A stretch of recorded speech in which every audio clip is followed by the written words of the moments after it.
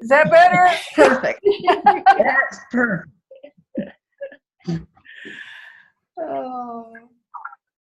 All right, so what we're gonna do is, I'm staying off camera because nobody cares about me, and really what people wanna hear are your stories, Judith, and your stories, Maureen. And I've got a list of questions here to ask.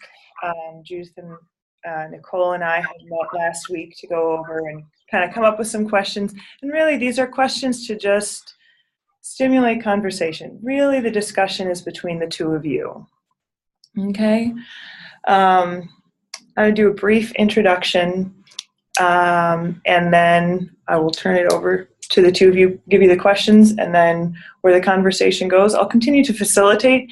So bring things back to focus on a question if we need to, but we'll see where it goes. Okay? Okay. All right.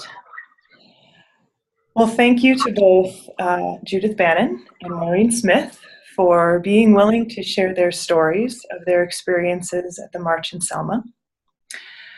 Judith is a co-member. She lives here in Denver, Colorado.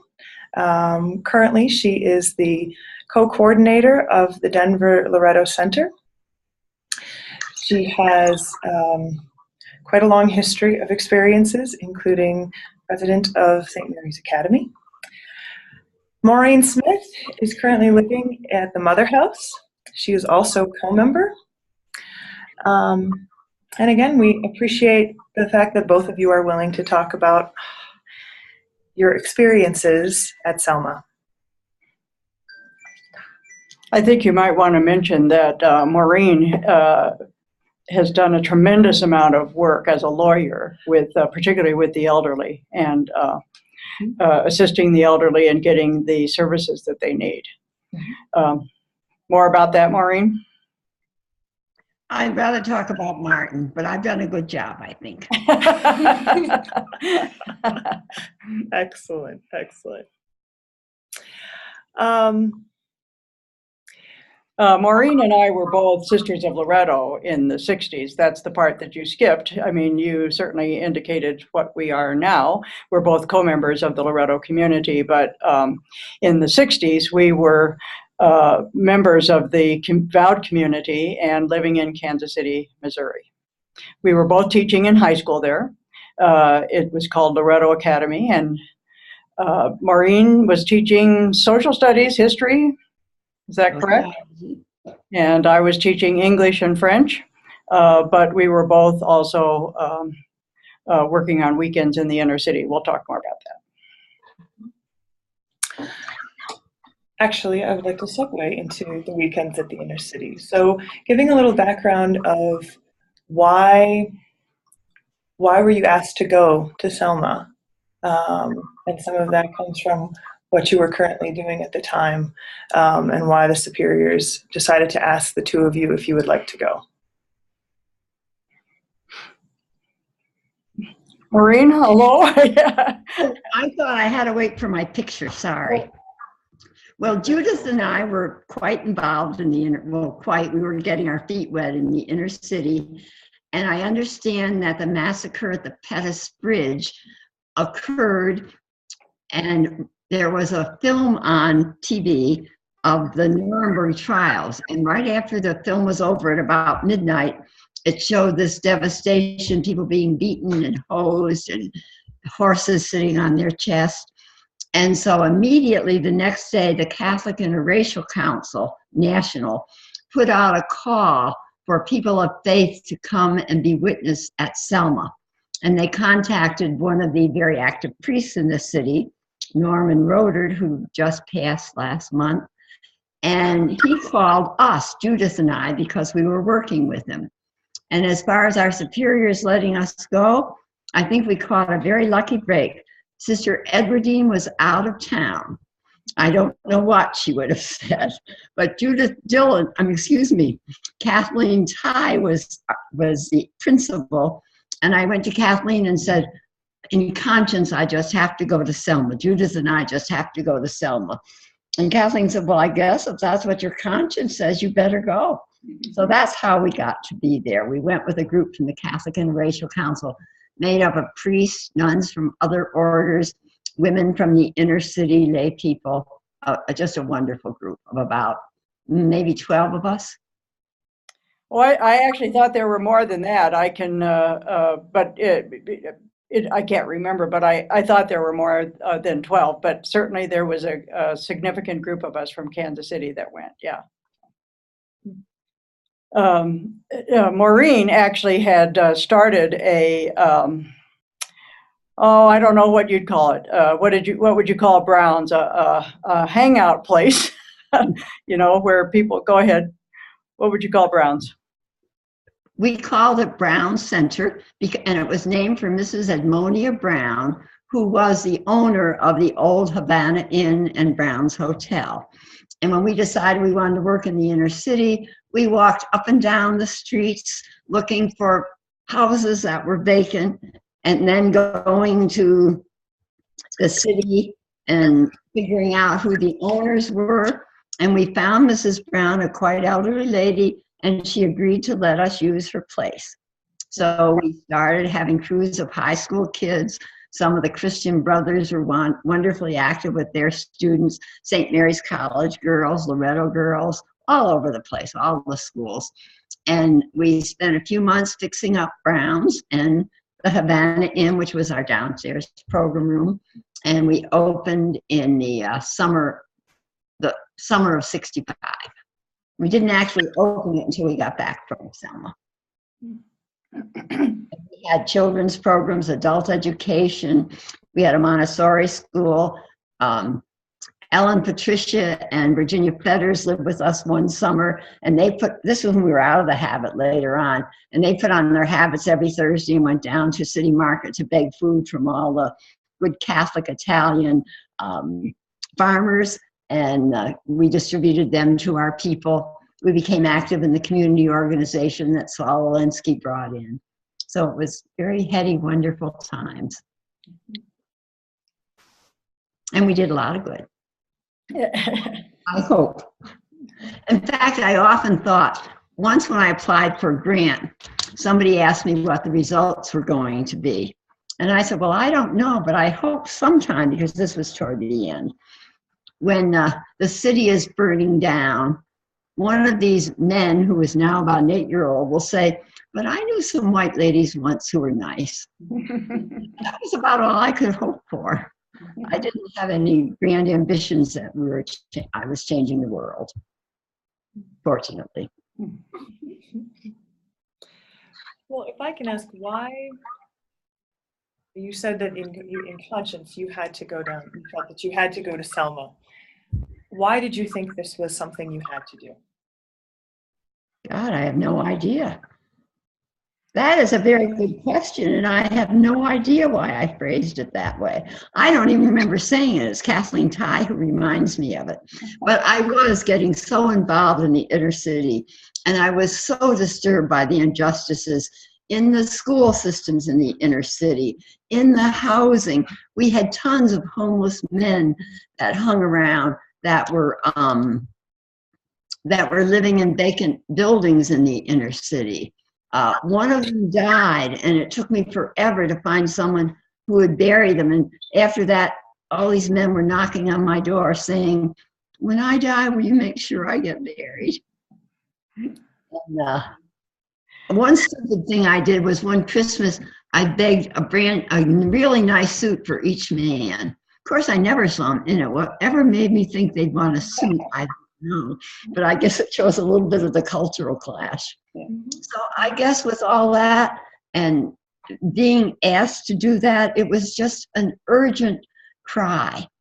And the first urgent cry I had really ever heard to become an activist on the lines. And it's just something I had to do. And I don't think any people who had seen that film of Bloody Sunday on the Edmund Pettus Bridge could not feel a twinge of conscience. They might not all have been called to go witness, but certainly everyone wanted to, even in their own little city, witness against not only the injustice of this, but the cruelty, the thoughtlessness, the treating of people like animals instead of the real humans that they were. So I think lots of people's consciences were pricked. Not all had the same opportunity that we had to go. As you're bringing up the film on Bloody Sunday, were you afraid to go down to Selma, knowing what could lie ahead? I mean, were you worried at all? Either of you? Yeah. I must say it never occurred to me to be afraid. It was just before we were preparing for St. Patrick's Day, and Loretto Academy had a huge fundraiser for St. Patrick's for the missions. And all the classes competed to raise the most money. And all the kids were coming up congratulating me. And Janet Williams was a young Black woman. I believe she was a junior. And she came up and hugged me and said, "Oh, sister, please be careful." I guess that was the first I realized she was afraid for us, because she understood more than I certainly did about the danger. But I did experience some fear once I got there, but I don't think before leaving I did. Yeah, I agree with Maureen. I think we, of course, we were young and thoughtless, but you're right. I don't think we thought about danger because, after all, we were white people. We were nuns. We were middle class. There was no way we would ever in our lives experience any kind of danger. So, but I also agree with Maureen that once we got there, you realized the seriousness of the issue, and you could see the troopers and the dogs and the billy clubs and the guns, and you knew that there was danger there that we had never seen before. Even, all of our work in the inner city, I never felt threatened. The real people who had courage were, of course, the Black people there in Selma. So where did you stay when you got down to Selma? Where did you end up staying? Yeah, Maureen, I don't remember this entirely. I remember we were in like a gym or something with beds that they put out for us. So do you remember that better? Yes, I remember it very well. We were sort of like a gym, and they were mattresses on the floor, and they were on both sides of the gym, and you had your floor mattress and you had a folding chair. Yeah, I do remember that. Yeah. We had, and it was in the basement of Good Samaritan Hospital, where all the injured were brought after the massacre at Thomas Bridge.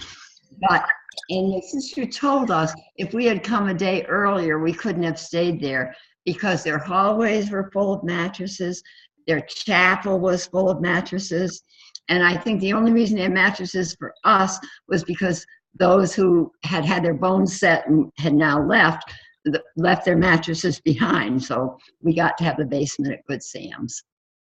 That does remind you again about the multiple injuries that happened during Bloody Sunday, that many people were injured, beaten, bones broken. As a matter of fact, I read recently about a young woman who still has the scars from being beaten on Bloody Sunday. But then I'm wondering, since we were nuns in habits, what did we do about that? Did we just take our habits off and sleep with everybody else? I thought about that, and I thought, I can't remember. Did we sleep in our petticoats and under, or did we sleep in our did we eat? All those little things I can't remember. Well, as I said, it must not have been traumatic, or we would remember it. So it couldn't have been. I mean, there were other things going on, so it couldn't have been too bad. But anyway, I do remember the beds or mattresses all being laid out. So you had, Judith, earlier you had mentioned that when you got down to Selma, you had some training and preparation for this march. You want to tell me what kind of training, or talk about what kind of preparation and training that you got when you arrived? Some of the speakers you heard, perhaps? Well, Maureen, I'll start. I have always admired C.T. Vivian, who was the speaker and the leader of our particular time there, because remember, Martin Luther King Jr. was not with us when we were at Selma. He was off trying to negotiate the opportunity to make a real march. And so C.T. Vivian, who was leader and I think part of the NAACP, but you might remember better. But I was so impressed with him and his vision and oratory and his inspiration for us, that he was certainly one of the major speakers and members that I can recall. I would say, as far as the training also, and I would agree, Judith, with what you said about C.T. Vivian. And once in a while I catch his name and I'm just so full of gratitude for his inspiration. But in the training, yes, they did give speeches, but they also trained us. They said, it is totally nonviolent and 3 things will happen today. We are going to march. We will either march to the Selma courthouse to try to vote, we will be jailed, or we will be beaten, but we will not turn back.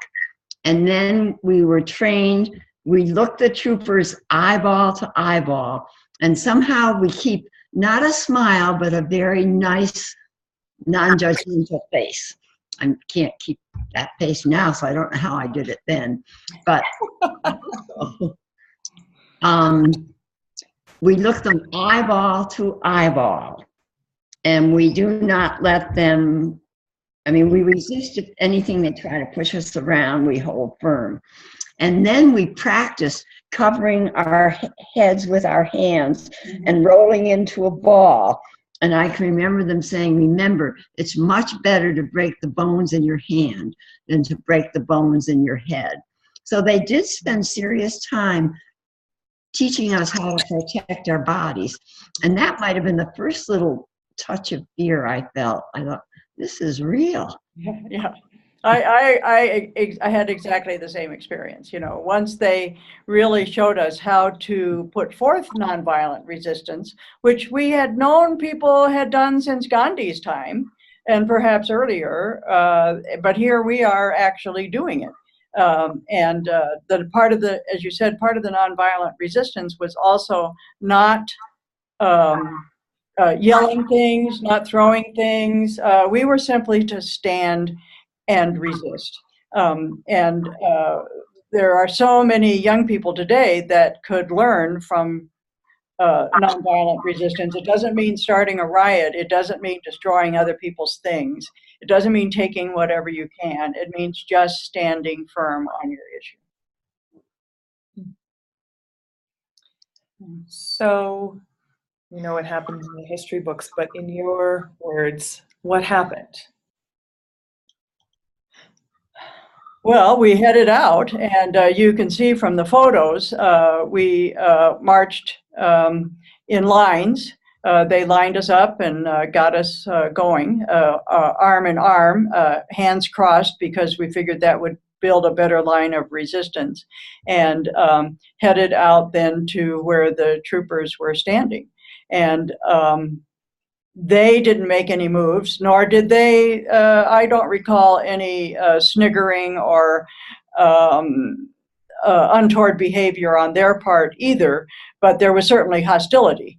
And they could probably feel the hostility from us, even though we were attempting to be as calm and understanding and non-judgmental as possible.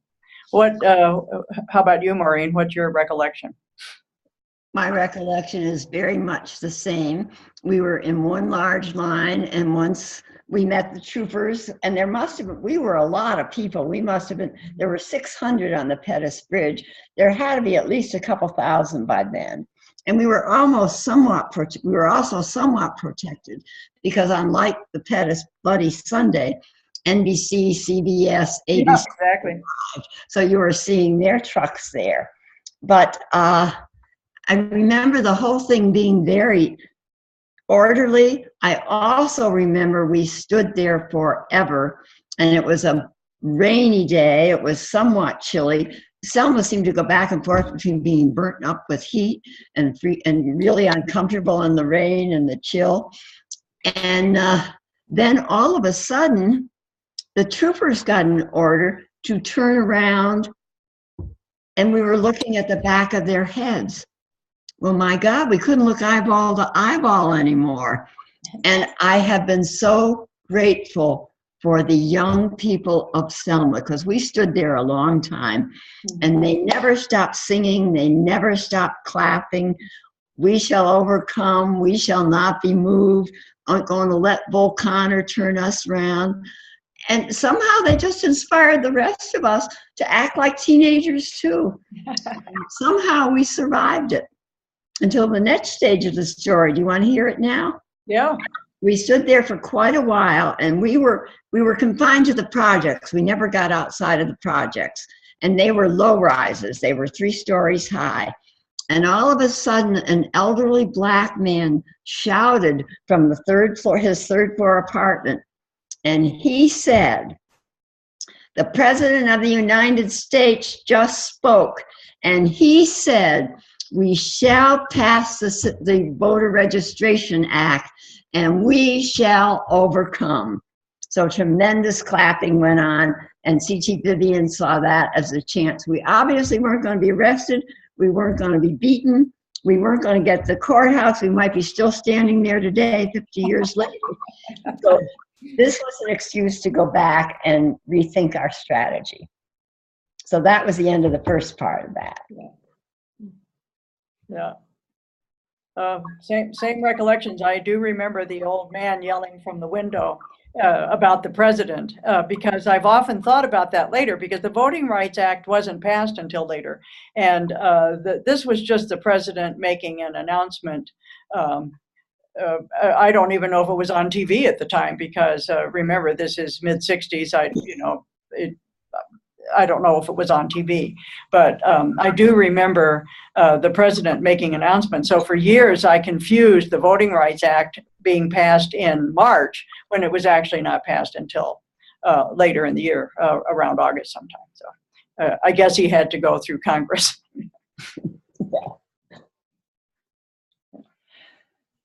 So did the experience leave any lasting impressions on either of you? I would assume. Before we get back to the lasting impressions, there's another chapter to this march. Please. I don't want to forget. You want to tell that one, Judith? No, go ahead. You get started, because your memories jog my memories. Yeah. Okay, we go back. As I say, this was the projects, and this was some big room in the projects. It seemed like a basement room or something, full of people. And now they decide, since the troopers won't even look at us, we will not march to the courthouse together. We will branch off in little groups of 20 or 30 people and go in all directions. And so we start our march again, and all of a sudden, some go north, some go south, east, west, northeast, southwest, you name it. And it was really kind of funny watching the troopers race around to try and catch up with us so they could stop us. And they did stop all of us except for one group. And in that group was a woman named Judith Dillon and about 19 other people, if I remember. And she will have a totally different experience. But for those of us who heard about it, we were frantic because the Reverend Reeb had been beaten to death the night before. He was a Unitarian Universalist minister from back East Boston. And that was one reason they were being so protective of us. This was really serious. And here were this group of people, including some nuns in their long skirts, tripping along the streets of Selma to the courthouse all by themselves. Somehow, though, they apparently, CT and the rest caught up with them, and they were not murdered or beaten or jailed. Yeah, I don't think our little line was any more worried than your little line was. So, that's part of the ignorance of youth, or the blessedness of witness, perhaps, who knows. But I don't think we were any more frightened at that point. I think we knew we had won.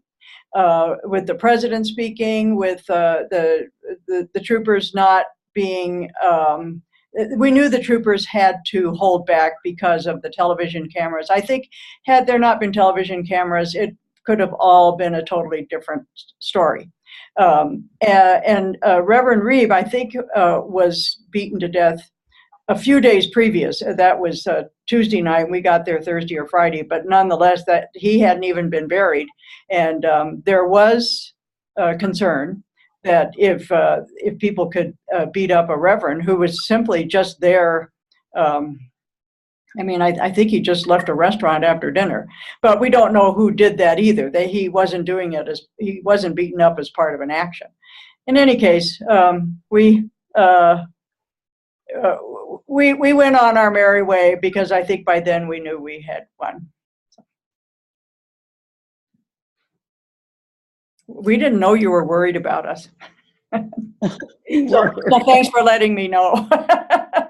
You needn't have worried. I'm glad to know that. Now my heart is at rest. Any other commentaries on the march itself? I don't want to rush past or the actual experience thereof. No, I think when we finally packed up, which was, we certainly didn't take much, but when we finally packed up to go home, I think we knew we had, something had passed. The Selmans could still not get across the bridge, but we knew things were going to be different in Selma, at least, going forward. I don't think we were worried about leaving them. And I think there were people who stayed on too, various groups that planned to stay on just for that purpose, to assure that there was safety for the Selma people over the next few weeks. And I would add to that also this Catholic interracial call and calls from other churches and other people of caring and concern of whatever faith or no faith were continuing to come down. Right. So I think as we left, other people were replacing us as we didn't come yet. Yeah. Now, Maureen, a question that I am often asked, and I said, I don't remember, maybe Maureen does, was Therese Dawawi there with us? And I said, no, I don't think any other sister of Loretto was there when we were there. She was there at a different time. And I don't know, I don't, but am I correct? We were the only two sisters of Loretto there for those particular days. Yes, you're not only for those particular days, but for every day until the march was allowed. Therese, the march was finally, remember, President Johnson sent the national troops out to protect the marchers, and they marched from the Pettus Bridge to the Capitol in Montgomery from March 21st to March 25th. Therese participated in that march. We were there earlier before there was any permission to march and any federal troops involved. That's what I always thought, that she marched in the actual march from Selma to Montgomery with Martin Luther King Jr. And people often confuse all the Selma actions. We were there much earlier, right after Bloody Sunday, but I don't know if Therese herself, I've just seen some dates that confuse me. But in any case, my recollection is the same as yours. There were no other sisters of Loretto there. Some other wonderful sisters from orders in certainly in Kansas City, people that we knew at the time. And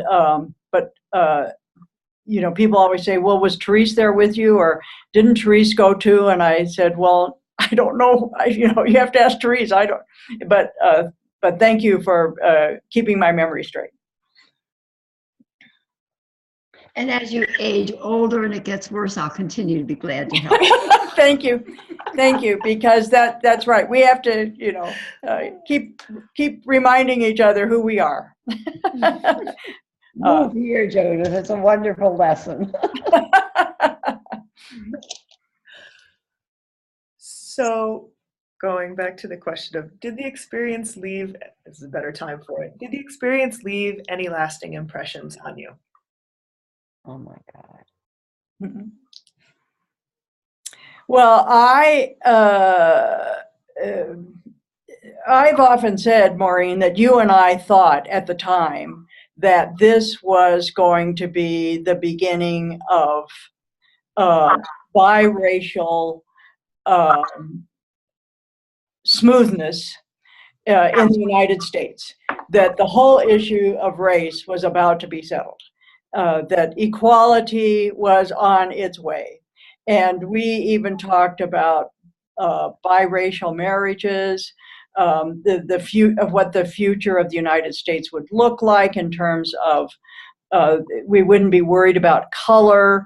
And here we are in 2015, and we've just had a terrible situation in Ferguson.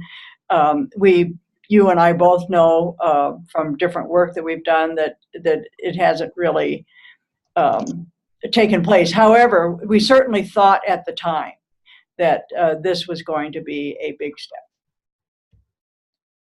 And I would have to say the same.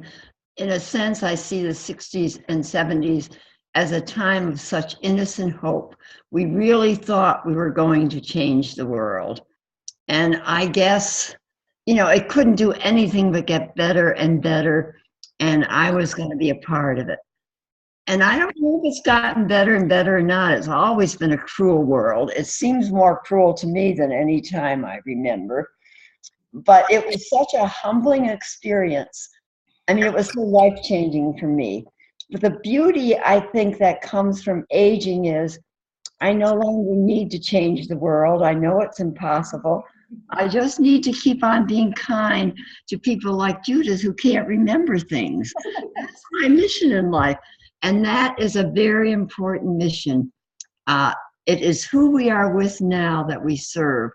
But I think I would say, knowing Judith's history and knowing mine, that the experience of Selma has certainly led us to choose to serve those who have never been given the breaks of the American dream. And at this point, I'd like to recommend a marvelous book called, oh God. Yeah. It is called It'll come to you. The New Jim Crow.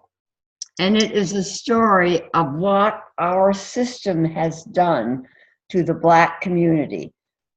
When we first started the war on crime, we didn't even have a high crime rate in the US. Our jails were among the least populated in the world. And we started doing things like 3 times and you're out, picking up Black teenagers. There are whole communities of men who were felons before they were 25. And now, like the rest of us, they're aging and they still can't vote. They still can't get into a senior citizen high-rise. So they are living on the streets or in some horrendous condition. And it's a whole history of how we came to this. And it makes me very suspicious of these underground plots of evil people. But I just think it's a marvelous book, which fills me with a bit of despair, but then I remember Luke and I think hope is an open door. So with all this despair, I think there is hope, and I think Selma planted that seed of hope and guided our lives to be, in every way we could, useful for the good of our neighbor, our earth, our far-flung neighbor, our near neighbor, each other. Amen. Finish preaching. Well, I think I agree with you that Selma was a humbling experience, but humbling because, as I've said over and over, the real heroes at Selma were the Selmans themselves who took the very first step across the Edmund Pettus Bridge. And they didn't have any of the protections that we had, including our habits or our whiteness. They continued to be the time we were there and the time after there, even to today, they continue to be the courageous people. So to me, that was one reason it was humbling. I think another thing it taught me was over the years not to be judgmental Certainly, we pride ourselves on not being judgmental of people of other colors, and that's part of the problem today.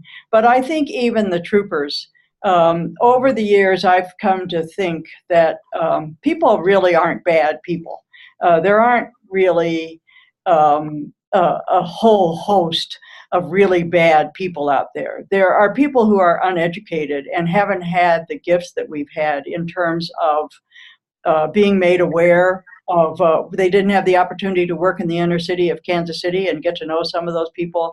They haven't had the opportunity to see even different cities and to see how different people live. It's a matter of education and opportunity to where your mind is opened. And I think Loretto was very wonderful about being a mind-opening community, and certainly my education, and then my experiences. We just have to realize that I know that people complain about the church and complain about government, that they're just bad people, and they're not. They haven't had the same opportunities that we have had to know differently and to accept people differently. So I think being non-judgmental and being and still continuing to offer peaceful resistance as opposed to violent resistance, whether that be abusive language or negative language. Even I hear a lot of people just say negative things that are actually judgmental and somewhat violent.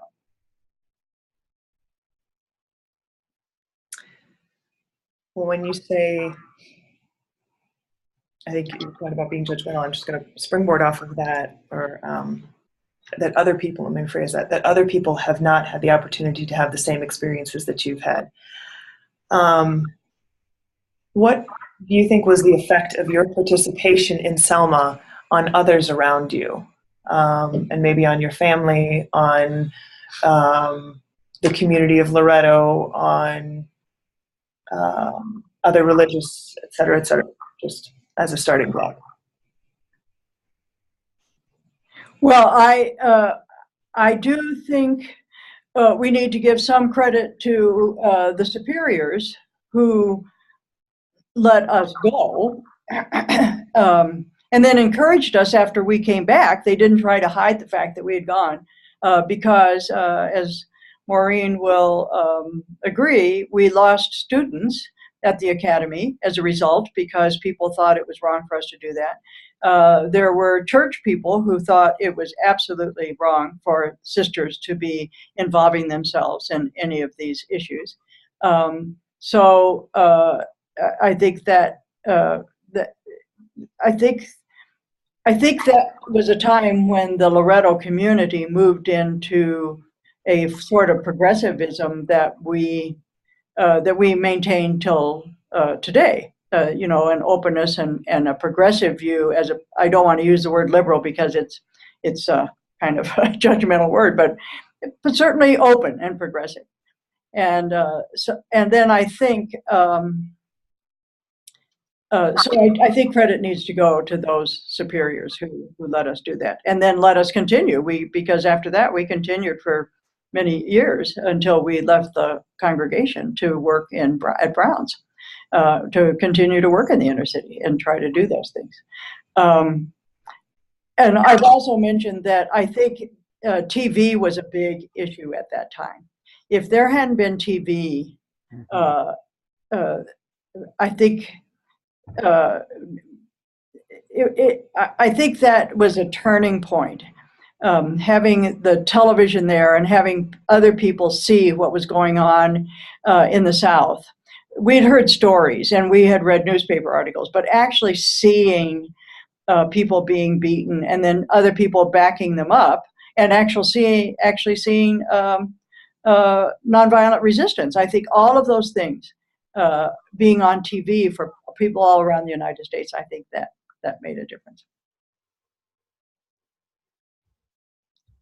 I would just like to also reaffirm what Judith said. And a few years after that, I was arrested in Kansas City. I belonged to the Council for United Action, which was an Alinsky-based group that moved around and was a wonderful community organizer. And we were arrested for blocking the ingress and egress to police headquarters during rush hour when police cars were coming and going. But anyway, the thing that I want to say is we lost students then too, but Loretto wrote a letter to the editor, and every Loretto living at Loretto signed that letter. So, you know, the whole community was really supportive. And I use that, my example, because I know it, but there were all sorts of other people in Loretto doing similar things and a whole community supporting us. So I'm just so proud to be associated with Loretto, which certainly was another life-changing experience in my life. Well, that's true. We're focusing on the civil rights movement, but this is the mid-'60s. So there were many other movements going on, and Lorettos were involved in all of them. Certainly the anti-war movement was just beginning to rev up. There was other changes going on in the United States, some of them including women's lib, you know, everybody knows the 60s was a time of foment, and the Sisters of Loretto were very much part of that foment, the Loretto community was. So, yeah, and you're right, there were other Sisters of Loretto doing other things. We weren't the superstars. We were just a couple of other I don't want to use the word soldiers, foot maidens. Handmaiden, I don't know. We were just out there on the lines.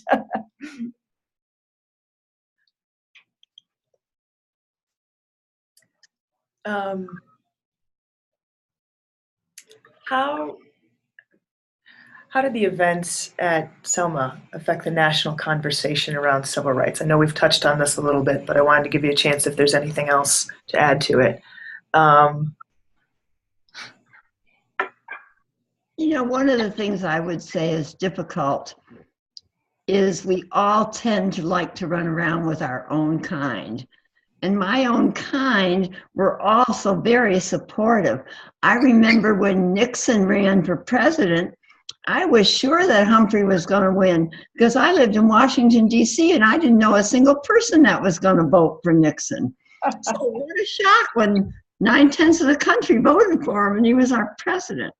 So, you know, as far as the national, you would hear on television what some people were saying of a different persuasion, but you really spent very little time being open to what they had to say.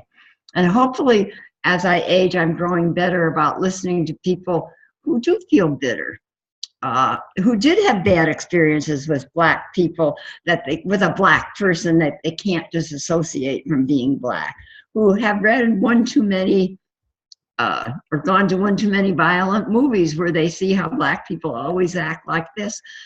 But I must say, I've lived in, even now, well, even more now, I'm really living in a pretty protected world. I walk home every night through the woods and never think anybody's going to break into my house.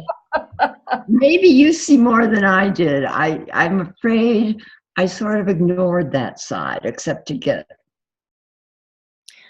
I'm happy with them. Well, how can I not agree with you? Because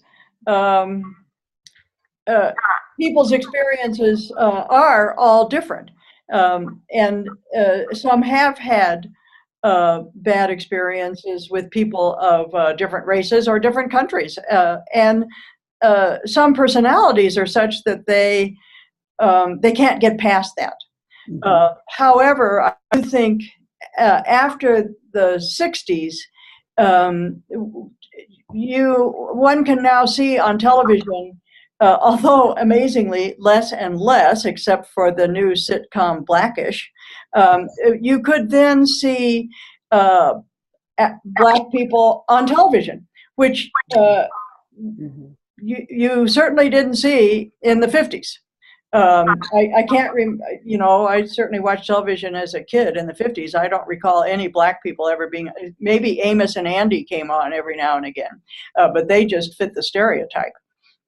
But then after the 60s, after the civil rights movement, you did begin to see um, black people on television, certainly not in any interracial way, but black families and, you know, with the Jeffersons and All in the Family and those shows. So blacks were being somewhat more integrated into society. And I think what happens is, because now certainly there are African Americans in charge. I think an African American heads up American Express. I think an African American heads up the NASA institution. But there are still those people, those African Americans, those black people in the inner cities that are just never ever going to have the same opportunity. And I'm big on education, as you know, and part of it's because inner city education is still greatly inferior to education in the suburbs for middle class people. So that's the part that leads me to despair, is the education issue.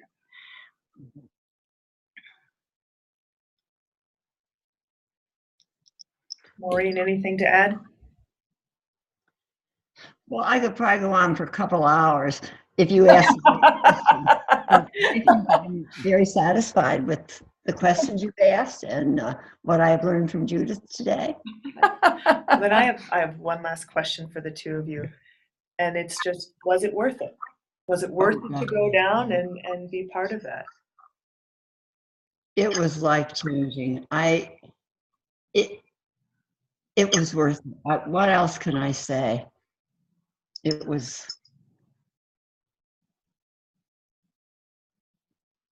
Yes. Well, I certainly agree. It was worth it to me personally, but also I do think it made a difference to have that many people backing up a small town in Alabama, when there had been so many other small towns that had had similar bad experiences. And suddenly the white community, and a religious white community at that, was backing them up. I hope that made a difference to the black people too. And I think whenever I run into African Americans and for some reason or another they know that I'm JudithMaureenSelma, they are grateful. And that is humbling as well, because again, I think the real heroes there were the people in Selma themselves. But yes, in all of those senses, it was worth it. I think if you took that out of time and said, well, none of that ever happened, so many dominoes would not have fallen, including the Voting Rights Act, which was a big result of our being there. I mean, Martin Luther King had been asking for that for years, and so had black people. You know, that had been going on forever. But I think that pushed everybody over, including Congress. Wish we could push them over now.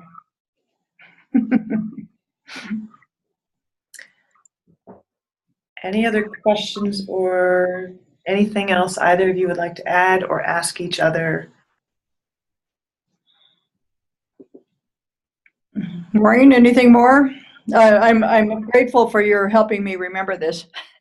Yes. Since I'm an elder. I would like to know if you have any copies of the wonderful writing you did after Selma. Well, I've been asked about that, and you know, I have 3 granddaughters. And the oldest granddaughter did some work on the civil rights movement a couple of years ago, and I took all of that out to her because she used me as the focus of this work. She had to do a presentation, and I know I have a copy of that article that I wrote for the Reporter, which I'm not sure even then was the National Catholic Reporter. It might have just been the Catholic Reporter, but I don't have it here. So when I go, so I gave everything to them because they are going to be the keepers of history, not me. I'm so old I won't remember where I put it. So so then they have it out there, and when I go out next week, I'll see if I can Okay, and I would make a copy of it. I would just like to remind you that we have wonderful copy machines today, and you can what you all do, get it to the archives, please. Oh, okay. Yeah. I'm surprised that isn't in the archives, but well, maybe it is. I just thought of it. I'll have to investigate. Yeah, I don't know either. Yeah. But I don't think in the 60s, the Loretto community was thinking about saving stuff for the future. You know, they didn't realize that 50 years later, they might want to save some of that stuff. 50 years, Maureen. 50 years have come and gone. Yeah. Well, thank you both very much for your time and for the work you've done in the past, obviously. Such a rich experience, and thank you for sharing it with us. Greatly appreciate it. Well, it was fun being with you, Maureen. We should do Zoom more often.